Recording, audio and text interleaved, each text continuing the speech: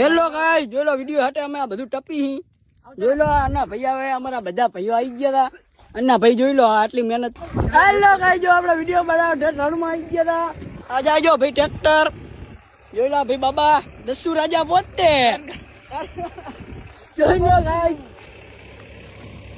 આમ જો રણમાં જોઈ લો તમે, રણનો માહોલ આમ જો બધા અગરિયા. હેલો ગાઈસ, આપણે જો ટોરી સાથે આવી ગયા વિડિયો બનાવવા. દસુ રાજા પોતે પણ આયા અમારી હારે જોઈ લો તમે.